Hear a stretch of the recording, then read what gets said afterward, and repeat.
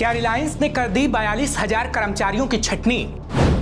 Shark tank fame Anupam Mittal के post ने मचाई खलबली। नमस्कार दोस्तों, मैं हूं आपके साथ हर्ष भारद्वाज। मुकेश अंबानी एक बड़ा नाम, जिनको कौन नहीं जानता। उनकी कंपनी तो लाखों लोगों को रोजगार देती है। रिलायंस इंडस्ट्रीज देश का सबसे बड़ा कारोबारी समूह भी है। फिर आखिर क्यों रिलायंस ने 42,000 कर्मचारियों की छटनी कर दी? और ये बात हम नहीं कह रहे, ये बात shark tank India fame Anupam Mittal कह रहे हैं। दरअसल ये खबर shark tank India fame Anupam Mittal ने शेयर की है। उन्होंने इस खबर पर चिंता जताते हुए कहा कि ये चुप्पी वाली खबर क्यों है, ये तो खतरे की घंटी होनी चाहिए। जितने कर्मचारियों की छटनी हुई है वे कुल वर्कफोर्स का लगभग 11% हैं।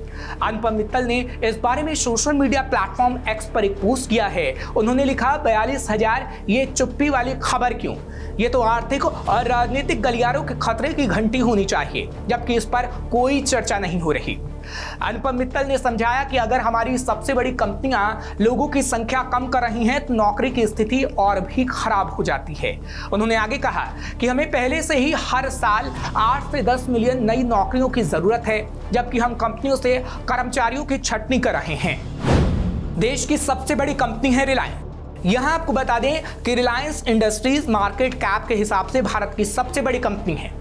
वित्त वर्ष 2023-24 में कंपनी के पास 3,47,362 कर्मचारी थे, जो 2022-23 में 3,90,414 की तुलना में कम थे। इतना ही नहीं, रिलायंस ने नए कर्मचारियों की भर्ती में भी 1/3 से ज्यादा की कमी की है, यानी नए कर्मचारियों की भर्ती भी कम हुई है। यह संख्या 1,71,116 रह गई है। कंपनी की हालिया वार्षिक रिपोर्ट से पता चला है कि सबसे ज्यादा नौकरियां रिटेल बिजनेस में गई हैं। यानी वित्त वर्ष 2022-23 में रिलायंस रिटेल के कर्मचारियों की संख्या 2,45,581 थी। ये वित्तीय वर्ष 2023-24 में घटकर 2,07,552 रह गई। रिलायंस की अगुवाई वाली टेलीकॉम कंपनी रिलायंस जियो के कर्मचारियों की संख्या में भी कमी आई है। यह वित्तीय वर्ष 2022-23 के 95,326 से घटकर 90,067 रह गई, यानी कम हो गई। कितने लोगों ने अपने आप छोड़ी नौकरी? रिलायंस ने अपनी रिपोर्ट में कहा कि कुल मिलाकर वित्त वर्ष 2022-23 में अपने आप नौकरी छोड़ने वालों की संख्या वित्त वर्ष 2022-23 की तुलना में कम है। रिटेल इंडस्ट्रीज में आमतौर पर कर्मचारियों का टर्नओवर ज्यादा होता है, खास तौर पर स्टोर ऑपरेशंस में। रिपोर्ट में यह भी कहा गया है कि कंपनी का कर्मचारी लाभ व्यय साल दर साल 3% बढ़कर 2,05,699 करोड़ रुपए हो गया। वित्त वर्ष 2022-23 में 33% बढ़ा है।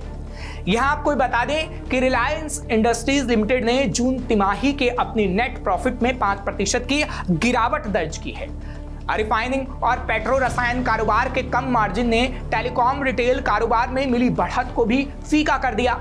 तेल से लेकर रिटेल और टेलीकॉम कारोबार तक में एक्टिव रिलायंस इंडस्ट्रीज ने शुक्रवार को एक बयान में कहा कि अप्रैल जून तिमाही में समूह का नेट प्रॉफिट 15,138 करोड़ रुपए यानी 22.37 रुपए प्रति शेयर रहा, जो एक साल पहले की समान अवधि में 16,011 करोड़ रुपए यानी 23.66 रुपए प्रति शेयर था। इससे पहले जनवरी मार्च तिमाही में कंपनी ने रिकॉर्ड 18,951 करोड़ रुपए की कमाई की थी। तिमाही आधार पर कंपनी का नेट प्रॉफिट 20% घटा है। इस समान तिमाही में परिवहन ईंधन के मार्जिन में कमी के अलावा रिलायंस के डेप्रिसिएशन लागत पर भी अधिक खर्च हुआ है, जिससे कंपनी की कमाई प्रभावित हुई है।